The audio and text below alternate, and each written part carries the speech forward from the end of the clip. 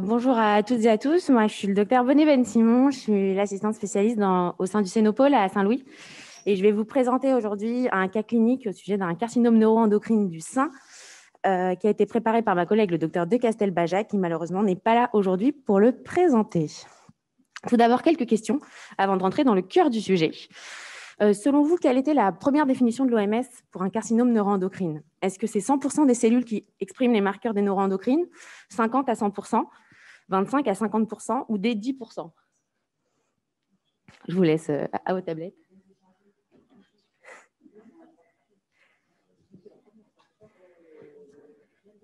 Voilà.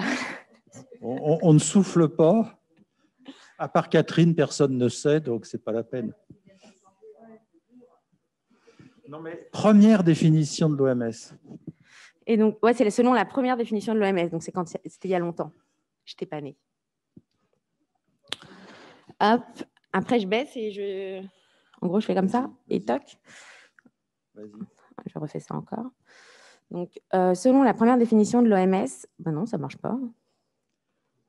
Double clic et hop. Ben merde alors. Voilà. Pardon.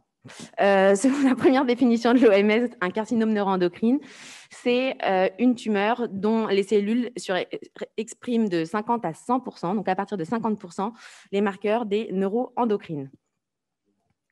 Hop. Quelle est la prévalence des carcinomes neuroendocrines primitifs du sein, selon vous? C'est une question piège.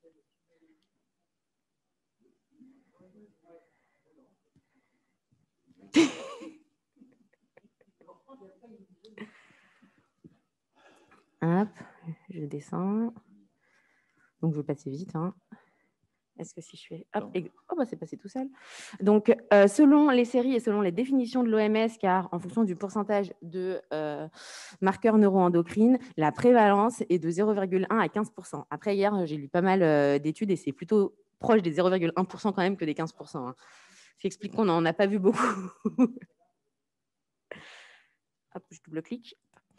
Donc, un carcinome neuroendocrine, il a été décrit la première fois en 1963 par l'équipe de Ferter et Hartmann, qui, sur une coloration à l'argent de Grimelius, a mis en évidence les carcinomes neuroendocrines.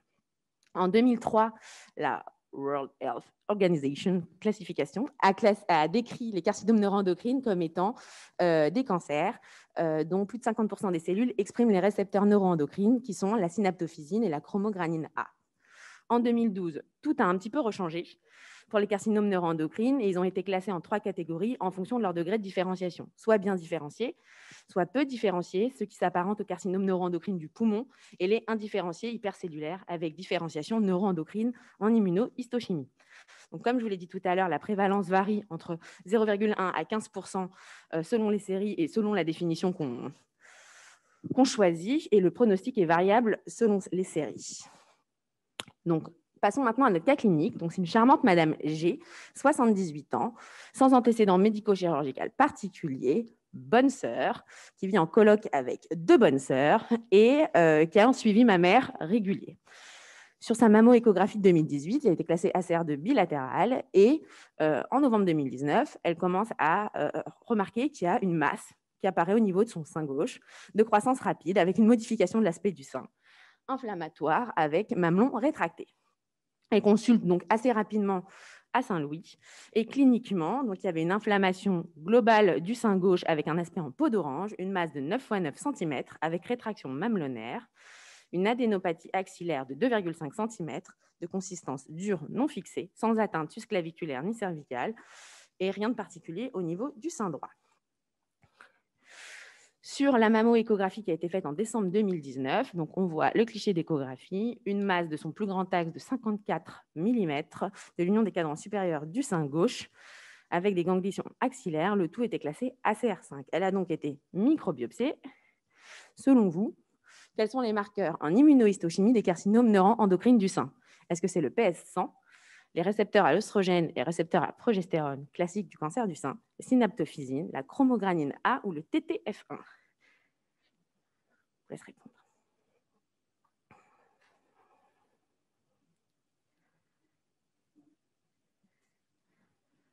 Hop. Il y a des réponses un peu où ça se bouscule pas au porte ici. Hop, je redouble-clic. Donc, les marqueurs immunohistochimiques des carcinomes neuroendocrines du sein sont les récepteurs œstrogènes et récepteurs à la progestérone. Plus de 80% des carcinomes neuroendocrines surexpriment les récepteurs hormonaux à partir du moment où ils sont primitifs du sein. La synaptophysine et la chromogranine A qui sont spécifiques du carcinome neuroendocrine, quelle que soit sa localisation. Hop, double-clic. Elle a donc été microbiopsiée en extérieur le 6 décembre 2019 et on a eu les résultats histologiques de manière entrecoupée, c'est-à-dire on a eu d'abord l'histologie complète et après les marqueurs neuroendocrines. Je vais vous expliquer notre prise en charge un peu particulière. Il s'agissait donc d'un grade 3, sans in situ, sans embole, triple négatif. Non, pas triple négatif à ce moment-là, RO négatif, RP faiblement positif avec une intensité à 1 croix, un KI 67 à 90%. Et on a eu dans un deuxième temps les marqueurs neuroendocrines avec une synaptophysine positive et une chromogranine négative. Devant le caractère inflammatoire N+, on lui a fait un bilan d'extension qui retrouvait une atteinte métastatique au niveau osseuse, hépatique, digestive et ganglionnaire et pulmonaire. C'est pas drôle. Hop. Sur l'IRMMR qui a été faite au départ avant une chimiothérapie d'emblée dans le caractère inflammatoire, on retrouvait donc cette fameuse masse, une volumineuse masse rétro-mammaire à l'union des cadrans supérieurs du sein gauche qui était unifocale. On a biopsié l'adénopathie axillaire gauche à Saint-Louis et Catherine.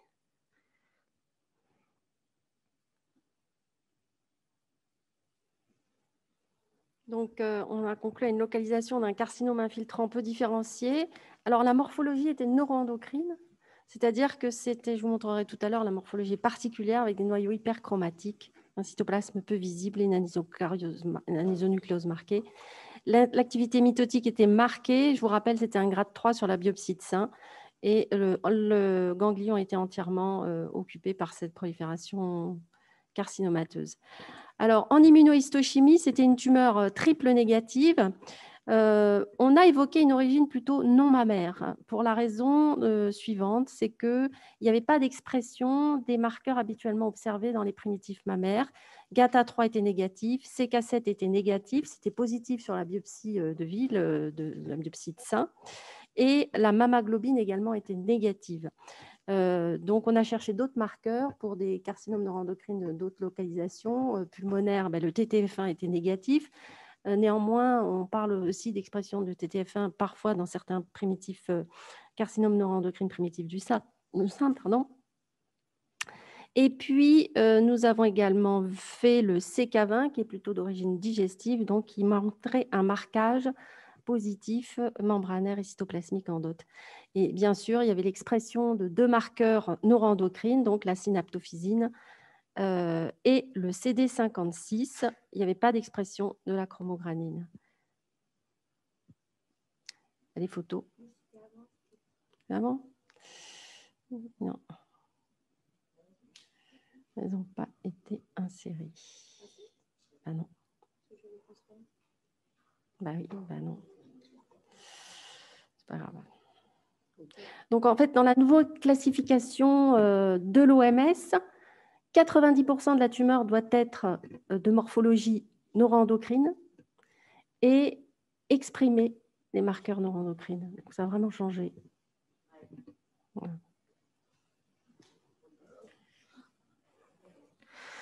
Donc, nous, du fait qu'on a reçu les marqueurs neuroendocrines après et qu'elle avait donc une volumineuse masse inflammatoire qui semblait plutôt triple négative, on avait opté donc pour une chimiothérapie avec 8 EC, qui est notre première ligne des chimiothérapies pour les métastatiques. Selon vous, quelles chimiothérapies doivent être proposées pour les carcinomes neuroendocrines du sein? Est-ce que c'est l'éribulline, les anthracyclines, les taxanes ou carboplatine et toposide? Il y avait les réponses tout à l'heure. Alors, quand on regarde dans les différentes études qui ne sont pas très nombreuses pour les carcinomes neuroendocrines du sein, à chaque fois, c'est la même question qui soulève: quel est le traitement à proposer? En effet, est-ce qu'on doit les considérer comme un cancer du sein et donc proposer un traitement par anthracycline taxane, ce qu'on fait habituellement pour les cancers du sein, ou bien plutôt une chimiothérapie semblable à celle qu'on utilise pour les carcinomes neuroendocrines pulmonaires. Donc, en fait, il n'y a pas de réponse. Donc, la plupart des équipes proposent un traitement par anthracycline taxane quand c'est localisé, comme une chimiothérapie un peu néoadjuvante. Et nous, ce qu'on a proposé, vu qu'elle était métastatique, c'était double clic. Donc, une chimiothérapie par épirubicine cyclophosphamide pour 8 cures, d'autant plus que quand on a reçu les marqueurs neuroendocrines, elle avait déjà eu la première injection de C et qu'elle avait une bonne réponse clinique avec une diminution de l'inflammation et une diminution de la taille. Donc, on s'est dit, si ça marche, on continue. Et on a continué. Quels sont, selon vous, les marqueurs tumoraux dans les carcinomes neuroendocrines? Est-ce que c'est le CA125, le NSE, le CA199 ou la chromogranine A? À vos tablettes.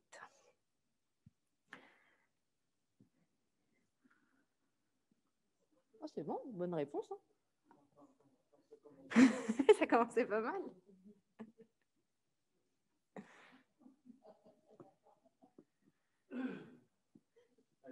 C'est parti.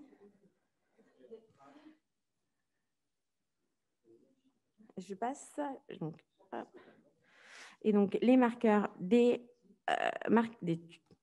neuroendocrines, c'est le NSE et la chromogranine A. Hop. Mais pas le CA125, ni le CA199. Pourquoi les experts ont marqué qu'à 40% la chromogranine et à 60%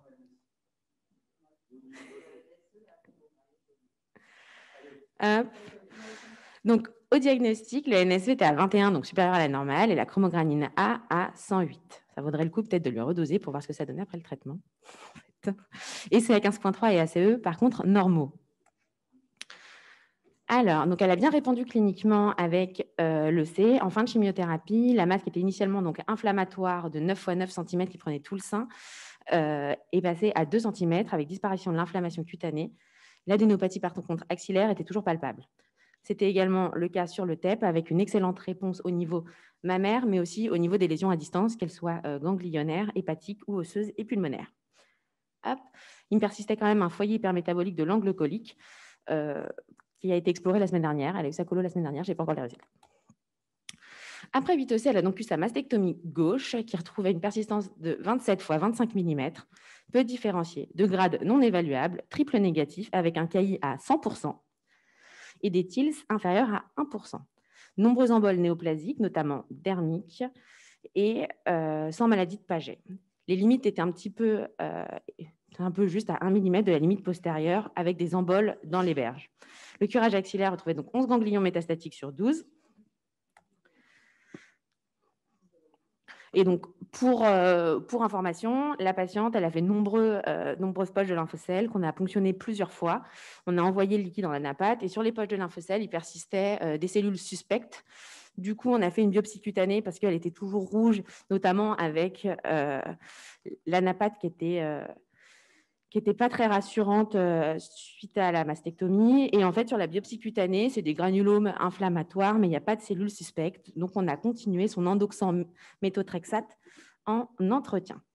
Quand on compare aux données de la littérature, donc dans la série de Wang, qui a été publiée en 2014, c'est la plus grande série qu'on ait, c'est 142 cas. C'est plutôt un âge moyen à 64 ans, donc autour de l'âge de notre patiente. C'est des grosses tumeurs, souvent N+, avec un haut grade, qui surexpriment quand même plus souvent les récepteurs hormonaux que notre patiente qui était plutôt profil triple négatif. Donc, hop, je reviendrai après là-dessus. Et dans cette étude, ce qui a été retrouvé, c'est que dans la prise en charge, il y avait un bénéfice de la chirurgie, mais pas de la radiothérapie. Et c'est des femmes qui ont un moins bon pronostic sur la survie globale et sur la survie spécifique que les femmes qui ont un cancer inflammatoire du sein standard, entre guillemets, non endocrine. L'étude qui a été publiée par Yildirim en 2011 se posait plutôt la question donc, du traitement à faire chez ces patientes. Et eux, ce qu'ils proposent, c'est que si le KI entre 10 et 15%, on commence par un schéma par anthracycline. Si le KI 67 est supérieur à 15%, plutôt un schéma cisplatine et toposide, comme dans le cancer du poumon. Bon, là, les autres études n'avaient pas un grand intérêt. Hop, ça, je l'ai déjà dit et c'est terminé. Merci de votre attention. J'espère que vous n'avez pas trop de questions.